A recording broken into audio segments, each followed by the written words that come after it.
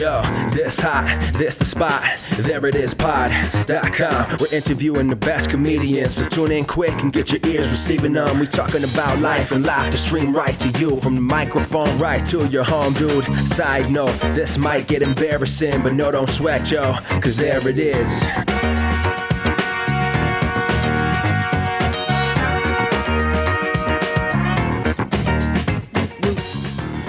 Welcome to the There It Is podcast, a comedy podcast for creators of any variety. I'm your host, Jason Farr. Let's do this. Thanks so much for listening, especially if this is your first time listening. Very much appreciate that. Old episodes can be found on iTunes and SoundCloud. And I had a very fun chat with my friend Jason Underwood for his podcast, The Bearded Ones, a podcast he does with Evan Harris, who wasn't there this time, though, unfortunately. But talked with Jason about the comedy duo bracket and Star Wars. It was posted a couple of days ago, so it's available right now. You can find it on Stitcher and iTunes, so check that out, The Bearded Ones. Also, last week's guest, Lisa Betancourt, we were talking about her doing foot-fiving on Instagram. Well, she started a foot-fiving Instagram account. You can find it at foot5theworld. She is hilarious.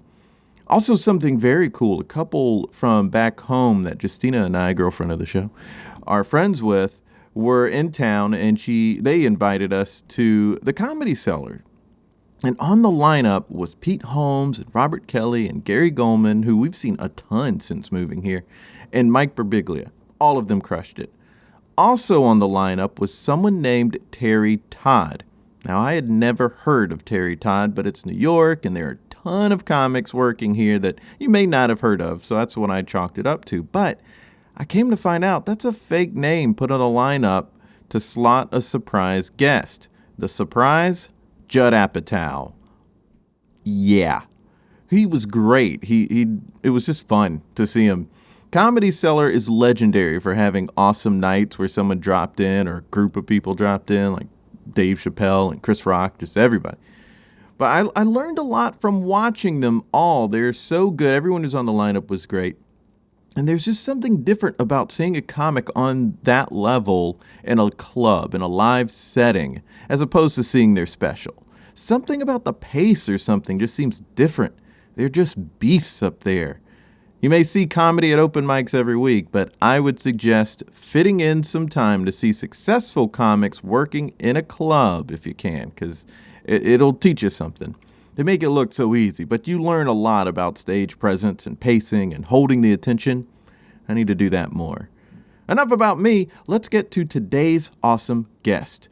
She's on a Maude team at UCB, has appeared in a bunch of things on TV like The Brave, Pool Party, The Last OG, and Late Show with Stephen Colbert. She also writes and is doing a Spanish-speaking sketch show at UCB. We talk about it all right here in this great chat.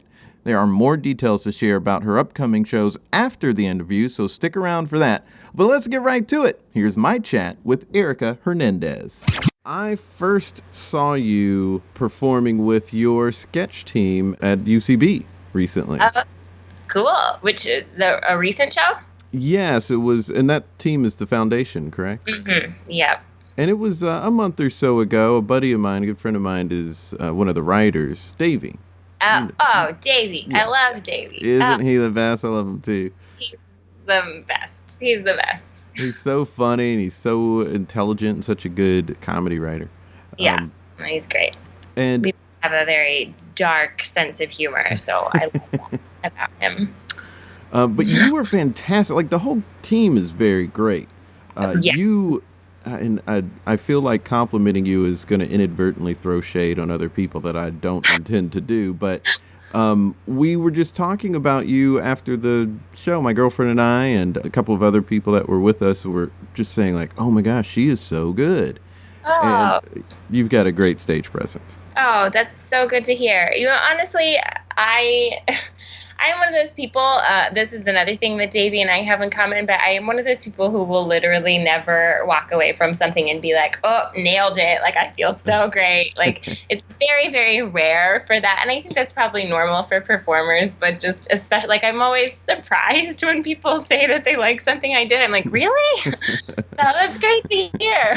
No, I'm the same way, honestly. Like, he and I are on an indie team together, and we've had 2 shows, and both times I was like, well, I stunk up the barn, but everyone else did great.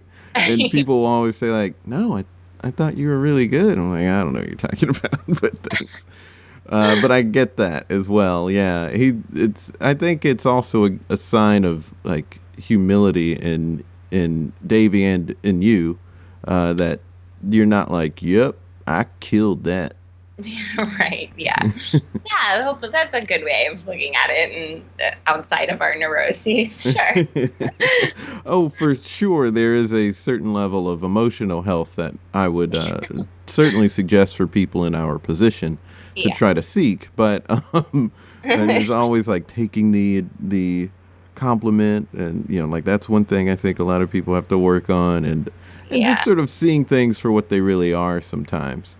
There's certain things you just can't really be in control of. And that's one of the tough things about acting. For sure. Yeah. And I wouldn't necessarily describe myself as a control freak overall. And I guess freak is not really a great word to use, but just like I generally try to be sort of go with the flow. But I know that at the same time, a lot of people would describe me as very type A and very like, wanting a certain level of organization in my life. And, and that being said, like, yes, it's just, I've had to learn so quickly and so with such difficulty how much I don't have control over my life, specifically through this career. I mean, I think that's true in life in general, but this career, I mean, you walk into a room and like maybe 2 seconds before you do, they decided that for sure they want a blonde for that role or whatever it is. And it's just like, and you have no idea that those decisions or conversations are being made or had. And so you really just like, you don't have control, but it's so hard to remember that because then you walk out and you're like, well, what? Oh my God, it's because I messed up that one word or whatever it is. But it's hard to remember, but it's also healthy to remember that you really, you're just a very small part of the whole process, and you don't actually have much power.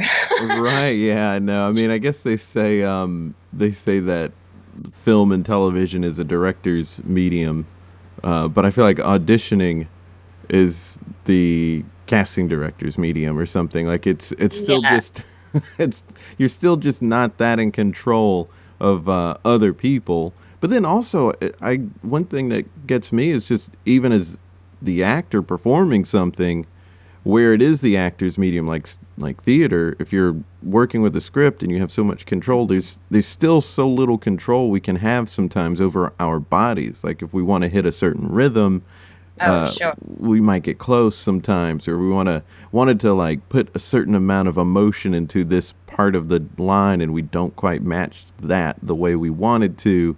Right. Ugh, that's the thing that kills me. That can be hard, and it's interesting because I'm focusing on comedy. That's sort of my end goal and sort of streamlined focus at the moment. But I was trained as a theatrical actor. Like I went to school for theater, so I still go out and occasionally work on dramatic things. And I think the more, to some degree, comedy has helped me in that way because you are forced to listen and be in the moment a lot with improv, and that is helpful for dramatic acting. But at the same time, like the thing that comedy brings out in a lot of people, and the reason some people are very good at it is because we're always like, we're anxious people and we're always in our head and we're always thinking like 5 steps ahead, which sometimes can be great for like improv and sketch and, all these funny things. Like it's good to sort of be heady, but that's terrible for dramatic acting because then sit there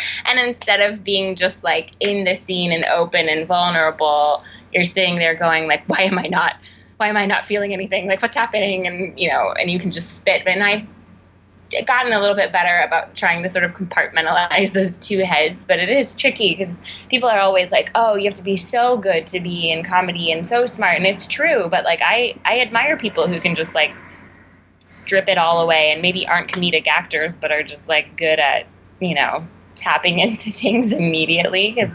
Oh, yeah. For as bitful people to do.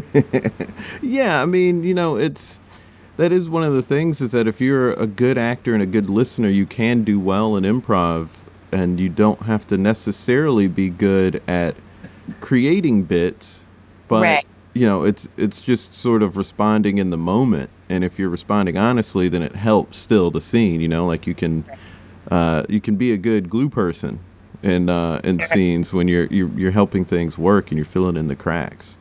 Yeah, for sure.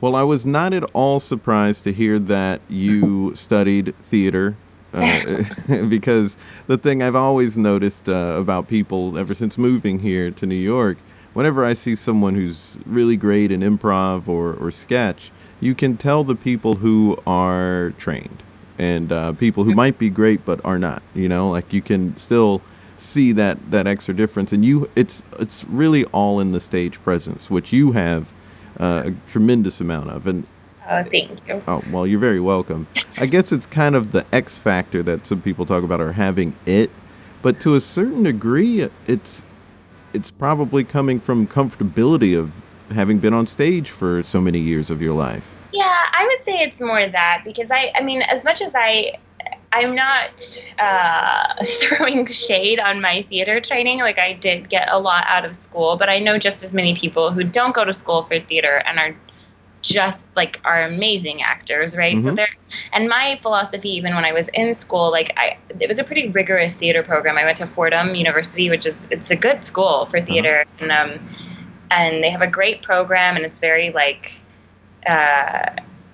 comprehensive. There's a lot of you sort of take classes in everything from theater history to movement to all this stuff. But even going into it, one of the reasons I picked Fordham was because they require all of their majors to take the core curriculum. Mm-hmm. So like you're still taking sciences and maths and English and history. Like it's not just theater. And that was really important to me, because I feel, and I know people have different feelings about this, but I think it's important to be well-rounded and to know a lot about different things to be an actor. Like I think smart actors are often more interesting to watch just because they are sort of tapping into other, like if you study history, there's so much empathy to be had right there, right? Or English, reading literature, you're getting more.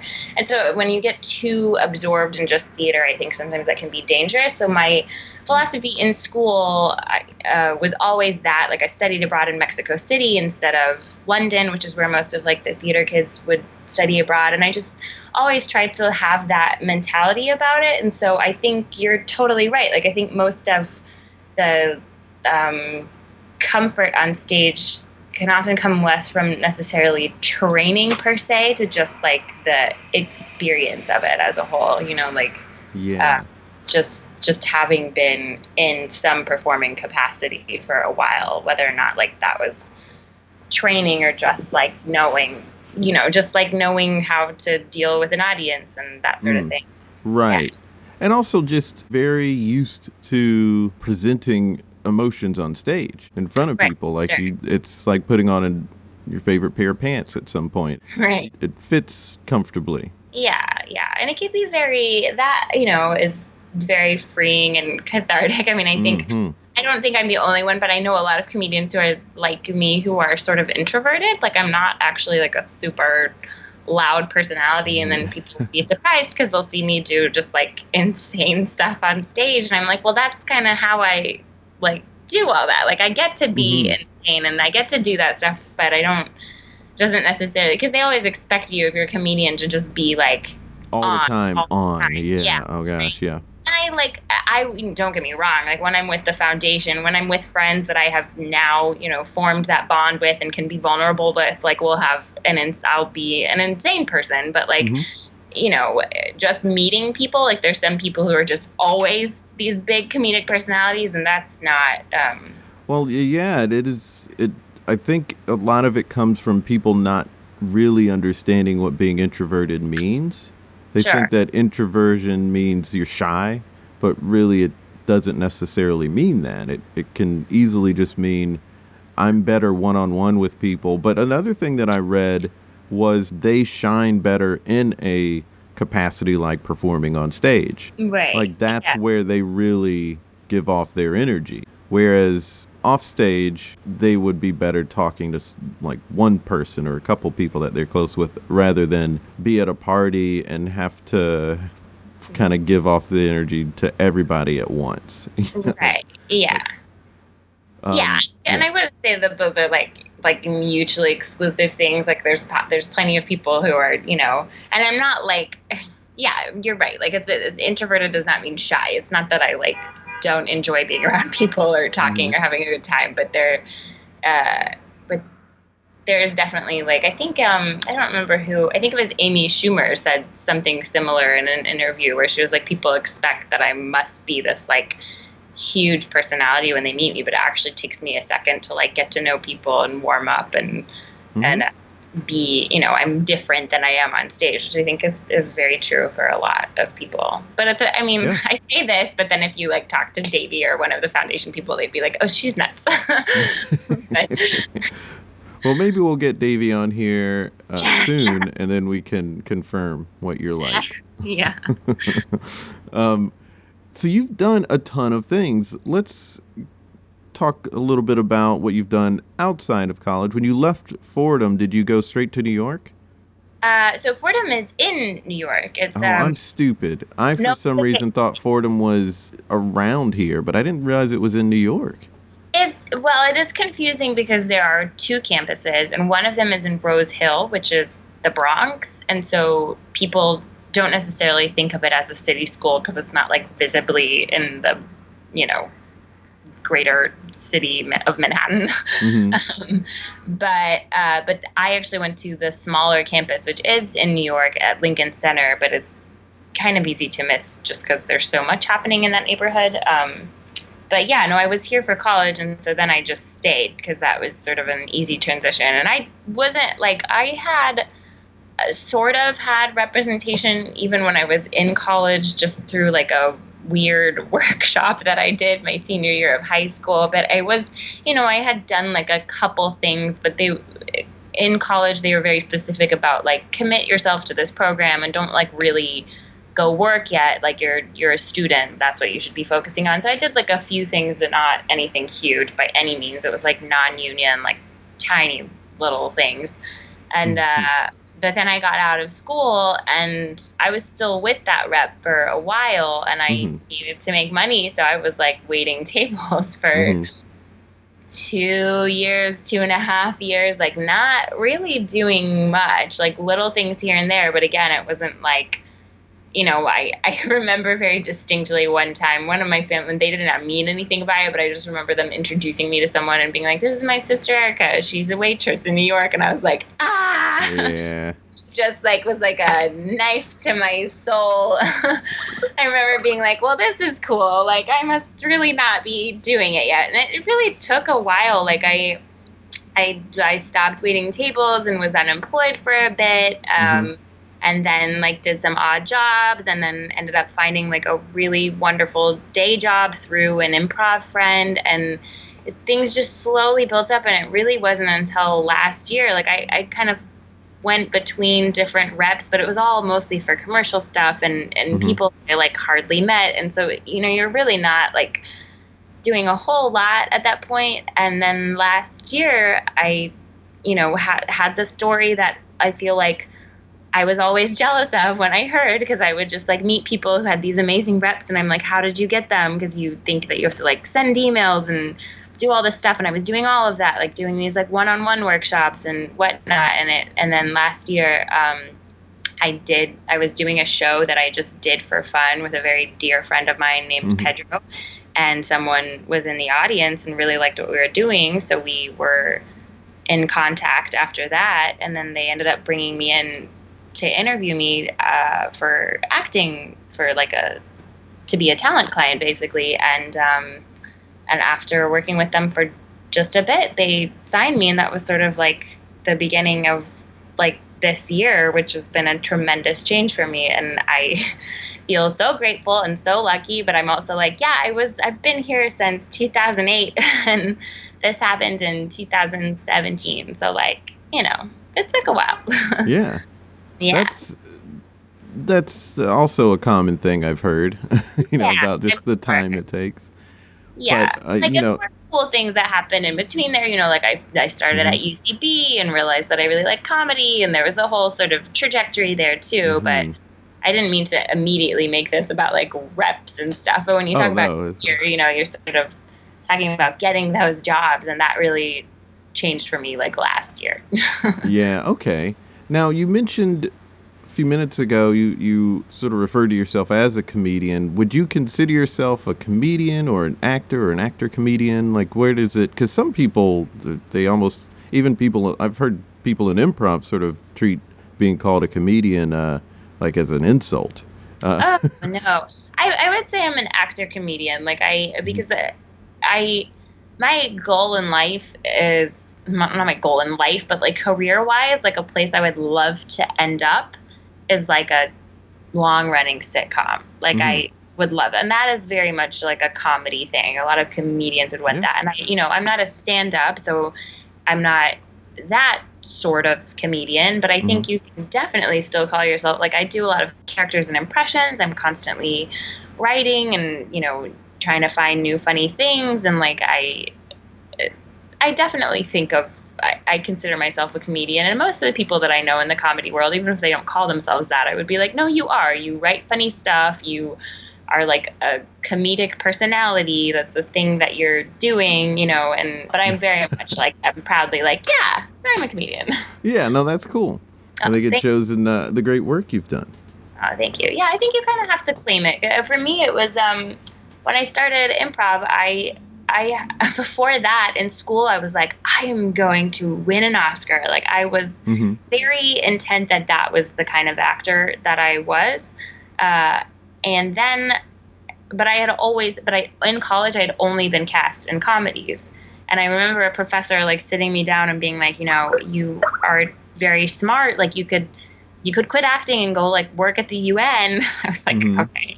As I come from a multicultural family, I think that's why she was saying that. But I was like, okay. But she was like, or, like really consider like focusing more on comedy. And I was so averse to the idea. But then I think I met with a rep who said something, like she had this idea of all these things that we would do if we worked together, and we didn't end up working together. But she was very much like, you have to take an improv class.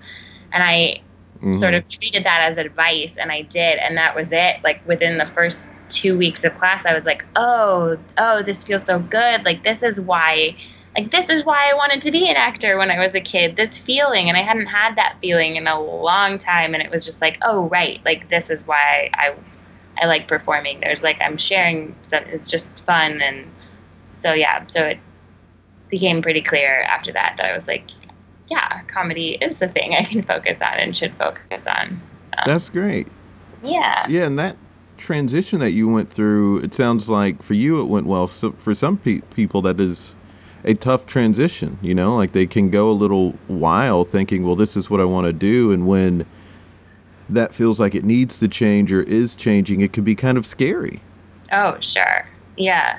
Because it's all wrapped up in an identity thing of like, well, this is what I always thought I would be. Yeah. I think I was lucky to a certain degree because comedy also, I don't know how to explain this, but it also came at a point in my life where I really needed it. Like I was in what we might call like a down, like a valley, right? And it just like took me out of there the way that nothing else could. Like I just made such a great group of friends through it, and I was laughing so much, and just like it just felt so good that there was like no way that I wasn't gonna accept this new path. That sounds real like loopy, but that's kind of but yeah, that was essentially kind of how it happened. And I think it was like very easy for me to be like, okay, we're doing this, because it felt so good. Yeah, I think that's one of the things people maybe don't pick up on enough when it comes to a career in entertainment in general, but I would say almost especially as an actor, because as an actor, you're always at the mercy of everyone else, kind of. Like you Yeah. can't control your output so much. You can just audition and hope you get it. Whereas like a musician, they can control their output a lot more because they can just go make music. Like they can always just do that. Whereas an actor is, if they're looking for work, then it's up to other people, like we were talking about with auditioning and what we can't control. But then there's also the acceptance of how it's all going. Like someone can get, and this is universal, but if you want to be that actor who has this specific type of career, but then you have a different kind of career that still could be solid and good, it can kind of mess with your head. Yeah. And there's so much having to accept the circumstances and accept the no's that you're going to get, accepting it all and taking it all in stride. Yeah, for sure. I think you kind of build up a little bit of like a callous, right, to certain like degree of rejection. You learn that like, okay, like I've gone on so many auditions, and your batting average, so they say, can still be good comparatively, but then you look at the amount of things that you've gone out for and you're like, oh my God, like I've been told no so many times, without being told no, right? It's just that you don't hear back. But yeah, I think a lot of people I think there's so much that's scary about this career choice and path. Like the instability is probably the hardest thing for me. And I've gotten to a point in my life that feels a little bit more stable, which is nice. That's definitely helpful, especially for like these more anxious personalities among us.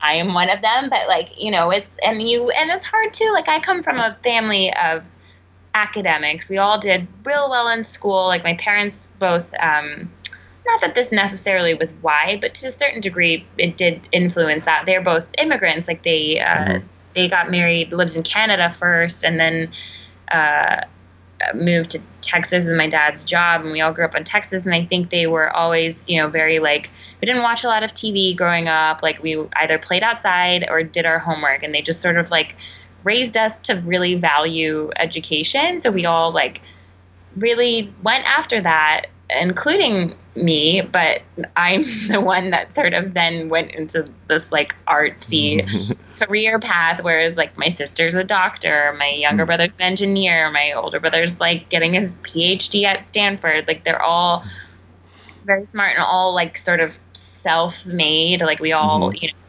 did well enough in school so that we could get scholarships for college. Like it wasn't going to be one of those things where you could just go wherever. That was not like a financial possibility in my family.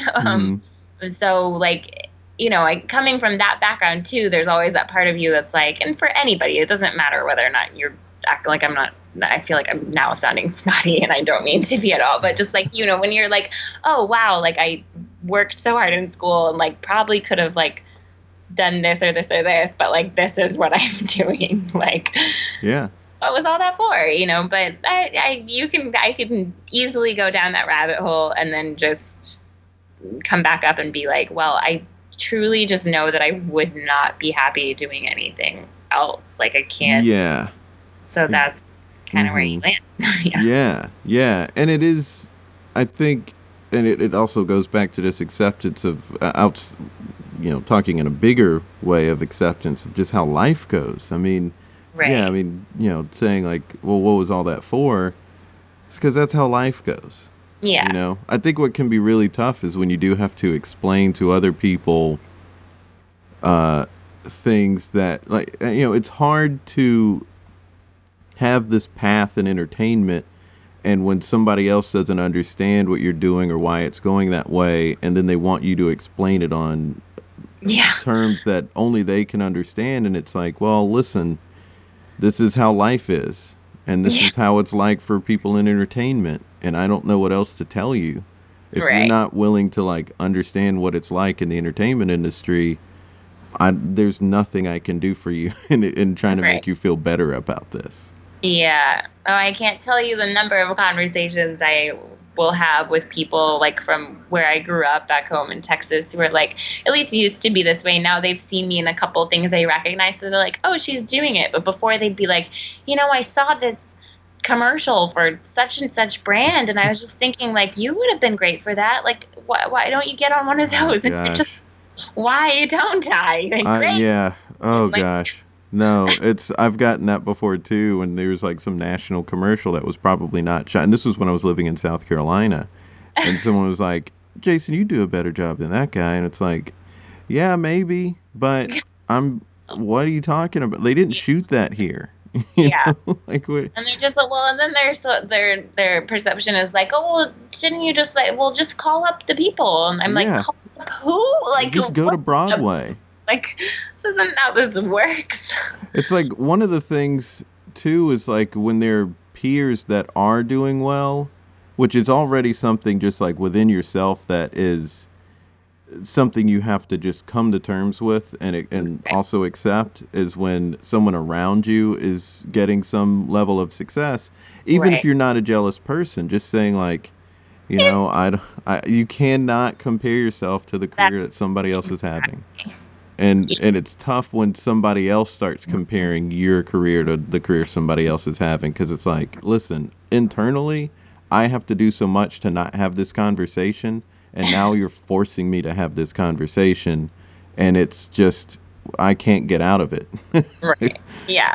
You're like, thank you for reminding me of the thing I was trying so Right. hard not to think about. Like, Yeah. Oh yeah, gosh. exactly. Oh, it's so hard. I look at people who I know through different things who are years and years younger than me and have already been like series regulars on a show or Yeah. whatever. And I'm just like, I have my own path and this Mm-hmm. is it, and everything will fall into place or not fall into place like when it's meant to. And my life will just Yeah. be its own little story, and we'll see how. Yeah. And that doesn't have to be a bad thing, right? Like, I mean, I think that's the variables of how things can.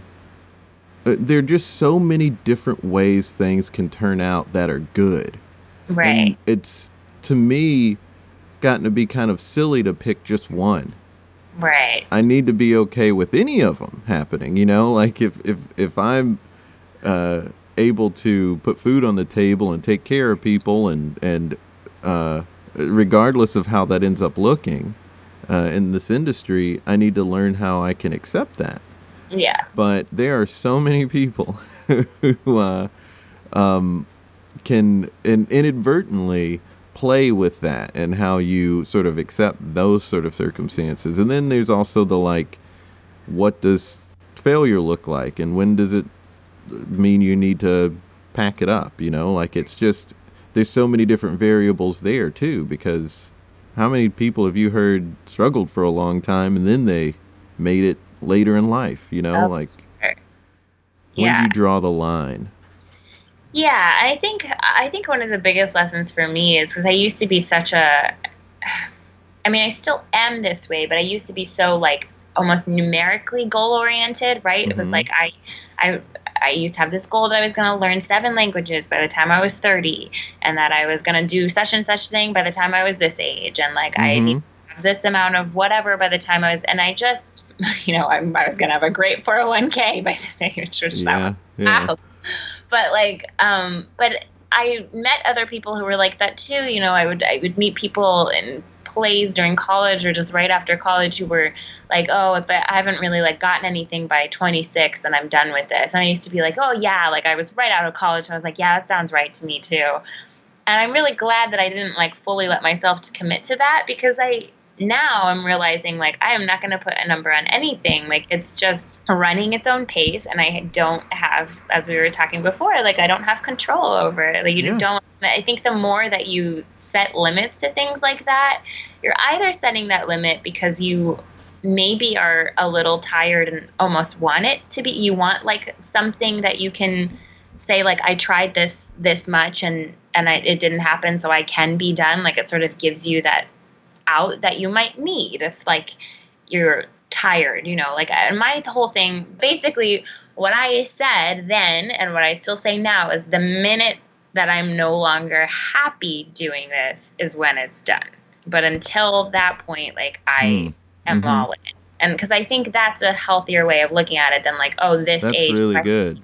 Whatever. Like, you can be 50 and still not have made it, but if trying to make it is still keeping you happy, then like, more power to you, and just right. Yeah, I mean that's fair. And like I was just talking to someone yesterday about this, about Leslie Jones on SNL. Right. She was 47 or something like that when she got cast. And she's brilliant. Like, she's doing so good. Well, her career is kicking off, and she is so funny and like personable. Yeah. So and she's 50 now and on SNL, and I remember after her first season on there. And her first season was great on there. She was like just so great, just immediately. Yeah. But Chris Rock is who got her that gig. He just put her on Lord Michael's radar. But she was saying, why didn't you do that sooner? And he said, because you weren't ready. And she said that to him before she got on there. And she was saying after she had been there a year, or not even a whole year, she realized she wasn't ready. So, like, just imagine that, like the years that she was putting in the entertainment industry, in comedy, up until 47, she wasn't ready until 47. Like, that should be encouraging to people. That should be eye-opening to people, too. I mean, this is a much smaller scale, and maybe not everybody even knows what, like, UCB is, but UCB is the comedy school and theater where, like, I trained and now perform, and I'm on the Maude team, the foundation with Davey. And I auditioned a couple times for Maude, and I remember my first audition, like, I think I found the characters that I wrote for that first audition not too long ago, and I just remember looking at them going, oh God, these are so bad. Like, I thought this was funny, like, what is, and then you just look at them and you're like, wow, like, okay, and I'm not saying by any means that now I'm like, I can write a brilliant character. Like, I still struggle, and it's still always sort of searching and honing. But now at least I kind of like know how to go about it, and I know how to pitch things, and I can figure out when I'm really excited about an idea and like sort of work it and workshop it. But like, those were not like, I'm sure at that age I still would have been like, oh, I want to be on SNL and I want to do a sitcom. But it's like, I would have really not been ready at that age. Yeah, and there's so many different things too outside of SNL that people can have success in and be doing fine, but that's sort of, the other aspect of this, of like, how can you find that, how can you find that balance of peace of mind? Because if people have a very narrow view of what success is, they'll be very unhappy even if they are successful. It's if they don't have that narrow view of success. But it is something to sort of think about, though, when we're talking about like creating stuff and then coming up with these ideas, and then later when we look back on it like that, right? It's just the shelf life that is comedy. Because there's a balance to, like, for one, you're better at crafting that stuff now, but also, even if it was good at the time, it's gonna not necessarily age. Right. That's definitely true. It's interesting comedy in that regard. Yeah, and comedy is such a platform for failure, man. Yeah. Like, there's so many opportunities to fail so hard, and you kind of have to before you can like get, reasonably good. Like, I remember I was making like music video parodies for a hot second, and my parents, they were not fans. They were very like proud of the editing I did, and my mom liked that I was singing, but like I used some choice words, and they're not conservative, but they're conservative in certain ways, and that is one of, like, they don't enjoy cursing, let's say. Right. As many parents don't, but they issue with it, and we had to have a really long conversation, and I just remember explaining to them, I was like, look, like, I'm trying to do comedy, I really love comedy, and I think that what I need from you guys is to know that I can fail at this and that's going to be okay. But what you need to know from me is that I'm never going to do anything that I'm not comfortable with. So even if you're not comfortable with it, just know that like my standards may be a little bit different. There may be things that I consider like worth trying out and worth doing that to you seem offensive, but they are not to me. Like I'm writing them, I'm doing them, I'm performing them at my own volition. And we had to have this sort of big conversation about it, which is basically like, yeah, maybe like I didn't need to curse that much in this music video parody, but also like I needed to do that to figure out that that wasn't what the funny thing was, you know, or whatever. And so I was just like, you're going to watch things that you don't like. And it's probably because maybe I'm failing real hard, but like I need to do that to figure out how to get better. And so, yeah. And some of that is also like how hard it is for parents to see their adult children as adults. You know, like that's the tough part. Oh, yeah. I mean, that will just, you know, I don't know how that will ever truly change. Right. But, yeah. Yeah, they never want to see their baby girl or baby boy. Exactly. In that way. And it's like, well, listen, I'm an adult. I'm my own adult, even if I can't say it. Well, let's talk about some of the successes you've had in the industry here, because you've done, as I mentioned, a ton of things, but you came in second place you're the second place winner for the NBC UCB Diversity Showcase. When was that? That was in, I think 2015, I want to say. Mm-hmm. Yeah, it was either 2014. I think it was 2015. And that was kind of the first, like I had taken all the improv classes. I think I was in advanced study by that point, but the thing that got me into like impressions and characters, oddly enough, was earlier that year. I'd been like, you know, everyone at that point was trying to do a web series. So I was doing videos with people, and it was right after the Oscars. So, yeah, I think it was 2015, because it was the Oscars where Lady Gaga sang The Sound of Music. I don't know if you remember that. She sang the Sound of, like, song, a medley from The Sound of Music, and it was beautiful. She did an amazing job. But I just remember before, so many people were like, Lady Gaga? Really? Like, it's such a classical musical. Like, how is this going to work?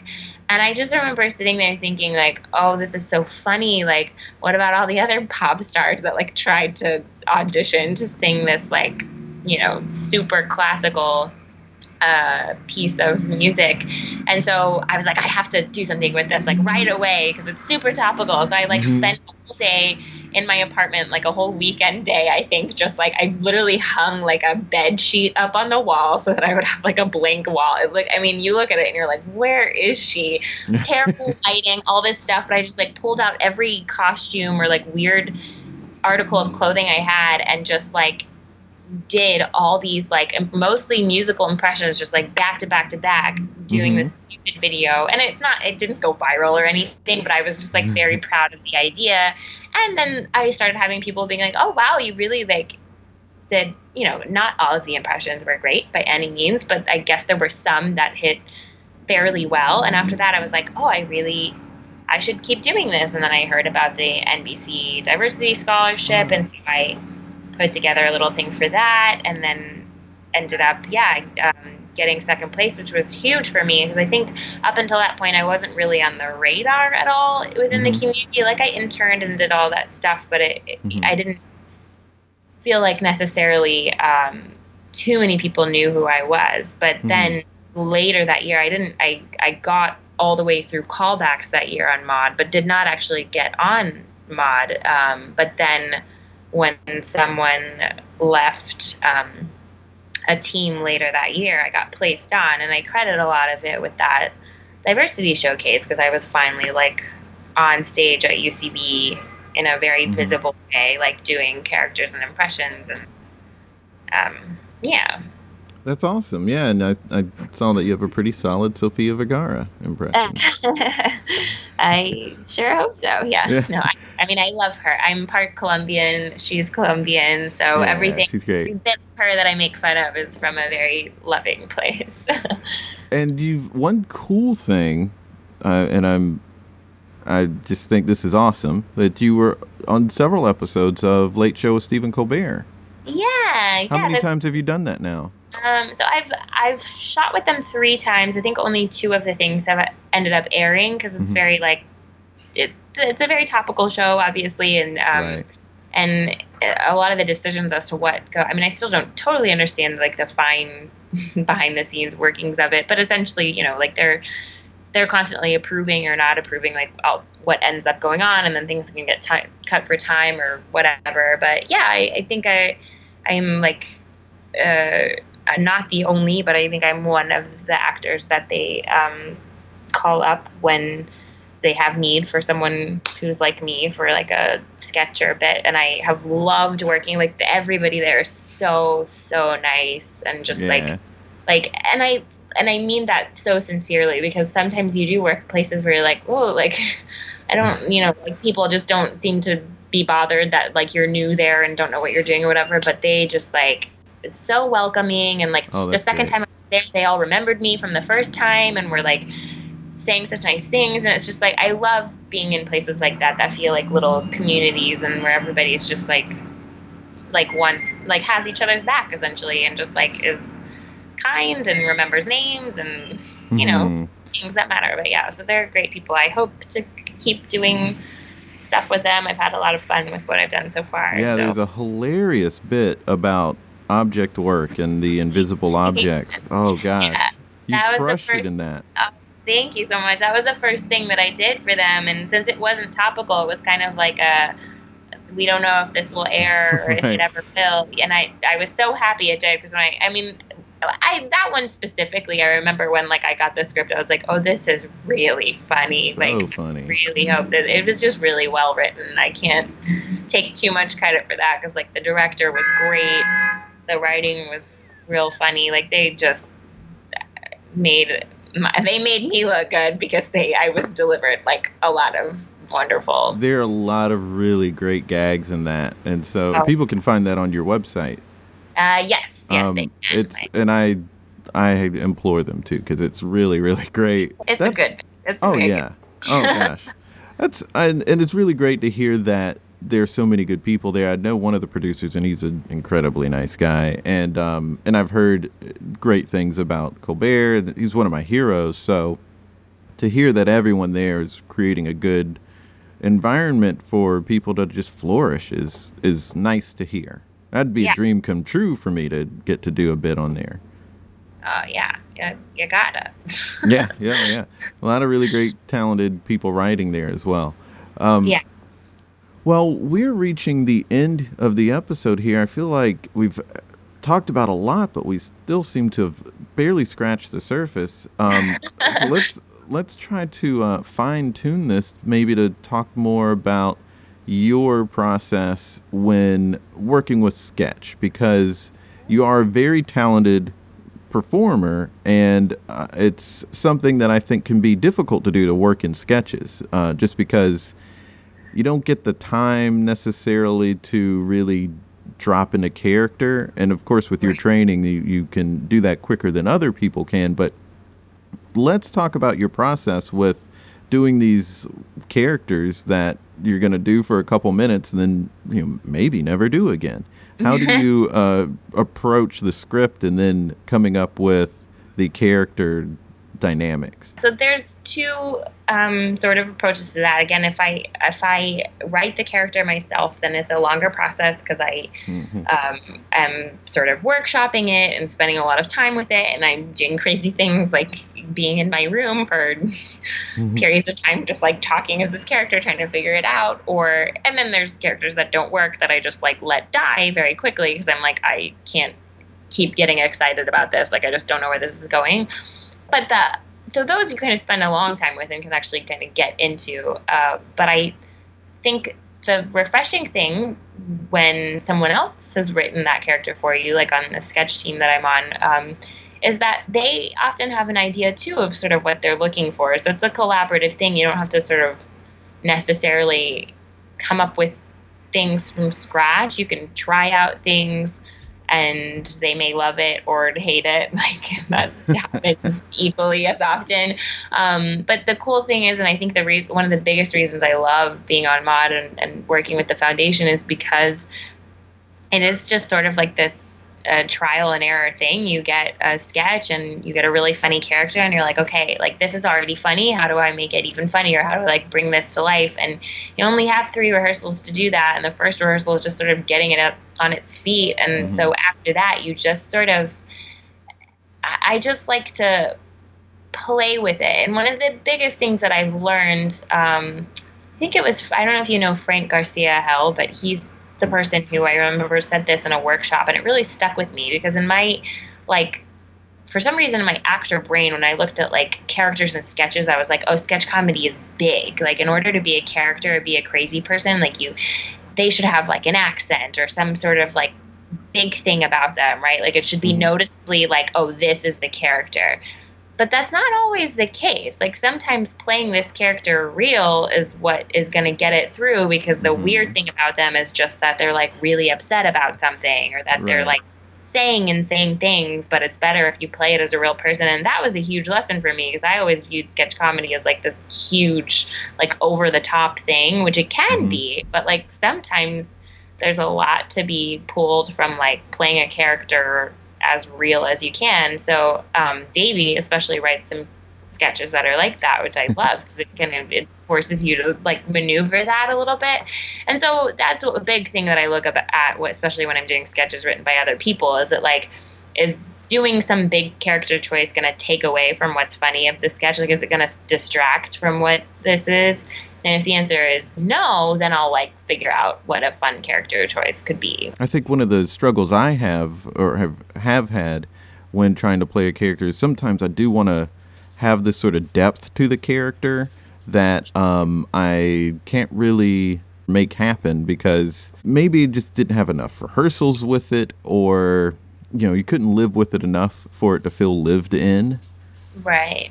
Is that just something you just have to accept when it's something you're kind of working with on the fly, or is there a sort of process that someone can go through to get better at that? Yes and no. My biggest thing, and this is just a personal thing, but I do think it's true, the earlier that you can get off book, the better. And like, I don't recommend being off book for the first rehearsal, because like a big part of getting off book is like sort of getting it into your body and your muscle, like you want to feel when this line is happening and stuff. So you don't want to do it so early that you're like doing it robotically, but at the same time, like when you're off script, you just have more of a chance to play and make it your own. And that repetition of doing it without the script for a bit longer, like if you're giving yourself 2 solid rehearsals where you're able to sort of just, maybe the first one you're still sort of remembering lines, but the second one you know them, it just gives you an opportunity to like get a little deeper into things and play with things if you're not still looking at the piece of paper. And I truly think that's like a huge part of it. But yeah, because I've just noticed even for myself, like the shows where I was off book later, I did not feel I performed as strongly in, like, or made as bold of character choices in, or what have you, just because like, I was still holding a piece of paper and like not really sure what this thing was yet, But yeah, I also think that you have to remember that sketch comedy, while yes, it's theater and it's performance and there's a character and they could have a backstory and all this thing, but like but you can't get too caught up in like that, like theatrical table work aspect of it, because it is different, right? It's sketch comedy, it's funny, like there doesn't need to be too much depth to what's happening. If you're playing like I'm trying to so like the foundation did a sketch at our last show that I had pitched, which was like a mother who didn't know how to give like more adult heavy news to their child, and she comes in singing Moana, and then they realize like, oh, this is how we can communicate this, like through a song. So she sings like a song from Moana, but with the lyrics changed, and as it goes on, the lyrics get progressively more and more like insane, and you're like, wow, this mom is like telling this kid way too much about her past, and like it gets real crazy. And like And yeah, to a certain degree, there's like this like emotional, you want to like go into the character deep enough so that like it feels justified. Like I want to be a nervous enough mom up top that like that it's funnier that then she makes this bold choice, right? But do I need to like internalize that this mom had this crazy history before and that she's pregnant and all, like, no, like you kind of just like figure out how much I don't know, character development you need to do to like make the sketch itself work, because the writing's funny. And like I know actors who are like, oh, but what's my motivation, or oh, what's this, and it's like it's not the same. It's a different art form, and so you don't have to get too caught up into that. Like, no, it can't just be that the writing is funny and smart. Like, you do have to perform it well, but just like allow yourself the time to get off book and then be loose with it and find fun things. But it's more like a discovery than a sitting down with the script and being like, okay, like here's my character tree now. Like, yeah. Yeah, you're right. Because you do have to be looser with it, because when I've struggled, it was when I was trying to put all of this like meaning behind things, and I think you do have to just be looser with it, and I think some of that depth can come when you're being looser with it. Yeah, exactly.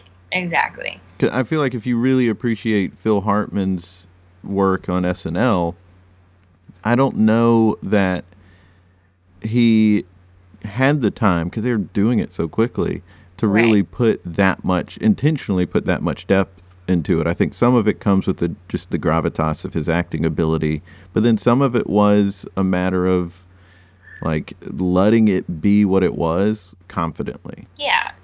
Yeah, exactly. Just sort of making a choice, and as long as everybody else is on board with it, then sticking with that and just going. And I think that's the thing, is just like there's a lot of committing to it really hard. I think that's the thing. It's like you can make a really bold choice that's going to be really funny, and you may have prepared it really well, but if you're not committing all the way, especially on stage, like that kind of thing shows. And I see all these people who are so talented and so funny, but then they'll have this great idea, and then you'll watch them do it, and you're like, you can see them almost judging themselves while they're doing it. It's like, you can think this is the stupidest thing, but while you're performing it, you should act like it's the best thing you've ever done, even if you're like, this is so dumb.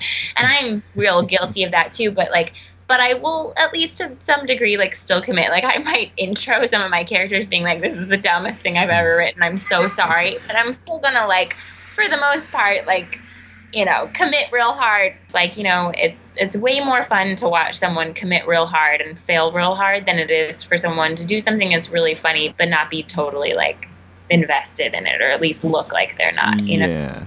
It's interesting what people have to sort of do in order to have, not control, that doesn't seem like just to control their funny, I guess. But like you think of a great character sketch performer is Kristen Wiig. Like, she has crazy funny characters and is presenting them in such a funny way. Kate McKinnon's the same way. And I think it's just that they are in control of themselves, like of their own essence, and are just like staying within that lane as far as trying to control it, and the rest they're being loose enough with so that it works, and also just not judging it at all.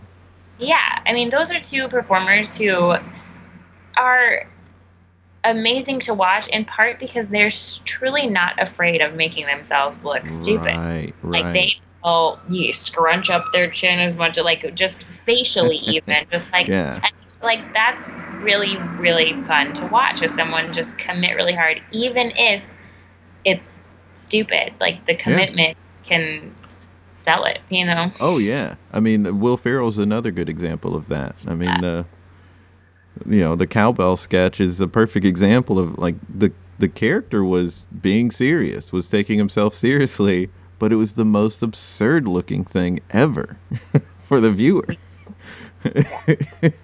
That's also one of the funny things about Will Ferrell, is his being able to ride that sort of silliness of something without playing it like the character is aware of how silly it is. Right. and that's what's so like unique about those performers like that. And it really is like a matter of not caring about how silly they will look or whatever. I heard a story about Val Kilmer when he was doing the movie Top Secret, asking about the motivation of the character. The directors were like, "What?" Like they didn't. It was, of course, like he went to Juilliard. And I think at the time, and I don't know if the record ever got broken, but he was the youngest person ever accepted into Juilliard for acting when he was accepted. So he was like really young and of that mindset. So like by the time he was on Top Secret, that's the only thing he's thinking about. Right. And it's funny that like he was able to make things work because he was approaching it with that sort of that approach. But gosh, like if you apply it to the right things and then you can sort of let everything else lie as the way they're going to. Right. Such a good thing. Oh, for sure. For sure. Yeah. It's, you just gotta be able to, like, not care what you look like and just, and that's the thing is because, like, listen, as people, like, I know some people who seem to genuinely, like, not care, and I admire that. I'm not saying that. I'm not throwing shade. I'm like, that's so cool. Oh, right. But I am not one of those people, and I think most of the people I am around are also like that. But, like, that's the freeing thing about being on stage is, like, you're allowed to look stupid, and it's better if you do and commit to it. And so, like, that's, like, the one moment you get to just be like, I don't care. Like, I get it.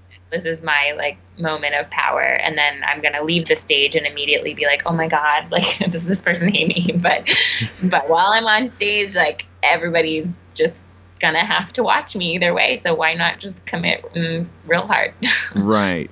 Yeah. Well, let's create something together. And an idea that I have is about creating a character, like coming up with characters. If someone's going to audition and they need to have characters in their pocket because it's sketch or whatever, how do you come up with characters? Yeah, so if I have an audition like that, I will usually already, at this point, I already have sort of like a backlog of characters that I have performed in the past that have gone well. And so for those kind of auditions, I tend to pull those out just because, like, they're tried and true. But in the, like, ever continuing process of creating characters, I have a spreadsheet in my computer called Sketch and Character Ideas. And it's just a Google Doc spreadsheet. And every time that I think of something, no matter how stupid or how great, I put it in I just, like, type it in. If I really like the idea and I'm like, oh, I should definitely write this up, I'll, like, highlight it.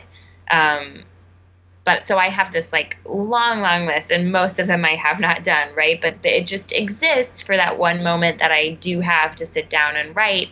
And usually what I'll end up doing is, like, if there's an idea that I really like, I'll sit down and write it. And the first draft is just to get something on paper. Like, it ends up being total garbage, like, most of the time, right? Like, you're just writing. And my characters tend to be very, like, verbose, too. I either do sort of somewhat social commentary, satire type characters, or characters that are just, like, real dumb and say real weird things. Like, those seem to tend to be, like, my two sort of, like, tropes, I guess, in my comedy. And so with that, like, especially for those ones that just, like, say stuff, like, I'll just be typing out whatever I can think of for this. And then, like, what helps me is I'll print that out. I might workshop that real awful draft at, like, a show, or I might not, and just, like, sit down with it and start and, like, say it out loud and realize how much of this is, like, real stupid and can go, and start crossing out things and rewriting. And it just, like, becomes sort of and, like, somewhere down the line, I'll either be getting really excited about this character and be like, yeah, there's something here, or I might be like, oh God, I can't make this work, and I just give up. And one of the things that's been most helpful for me, I know a lot of people will do a lot of live shows to try things out, which is great, and I recommend that a lot. But for someone in my position that I don't always have the time to just, like, go do tons of shows because I'll be in rehearsal or what have you, is that I will put the characters on tape. So a thing that I'm doing this year, which was just a goal for me to make sure that I was generating enough ideas, is I have an Instagram that's devoted to doing a character a day. And I started that in the beginning of January, and I have some really stupid ones in there. And those are mostly improvised, like just at the spur of the moment, I'll think of an idea and like do them.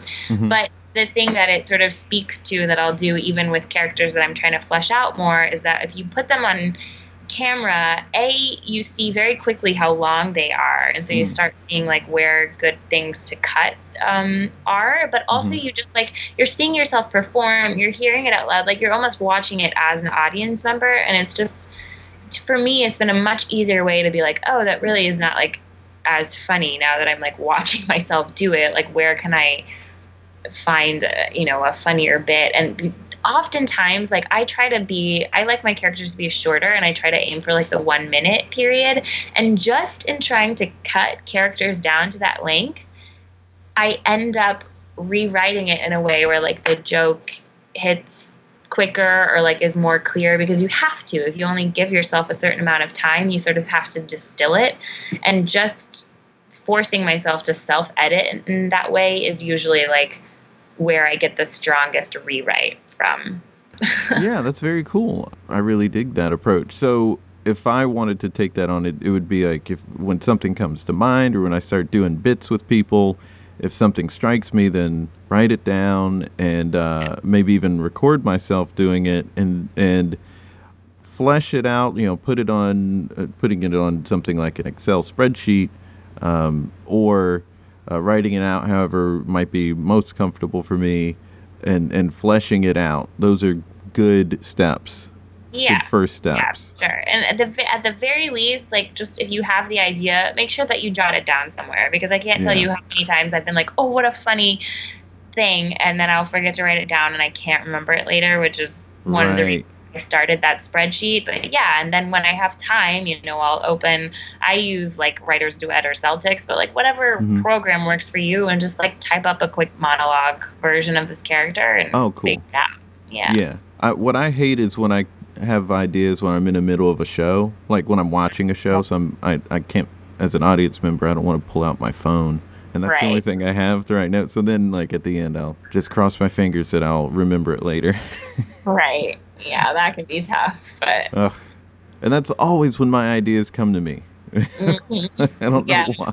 Or like when you're, I don't know, on the bike or in the shower, like somewhere where it's not going to work out. Yeah, where I can't take it down. Those are great tips. There it is, I'll call it. And I so appreciate you being on here, Erica. Well, thanks so much for having me. This was fun. Erica is fun. She's awesome. And you can see her sketch team, The Foundation, perform on Maude Nights at UCB in Hell's Kitchen. Their next show is June 25th. She also has a Spanish sketch comedy show for English speakers called Los Profesores en Vacaciones. There's one tomorrow night, May 30th. This show is also at UCB, and they'll be doing it at the Del Close Marathon on June 29th. Go to ucbtheater.com for tickets and information for all of these shows. You can follow her on Twitter at Eric Huddy, and on Instagram at 365ericas. And don't forget, you can follow us on Twitter and Facebook at There It Is Pod, and me at Jason Farr Jokes. Links in bio as always. And folks, we're coming up on 100 episodes. Special episode coming. I want you to hear that. Until next time, be good to each other.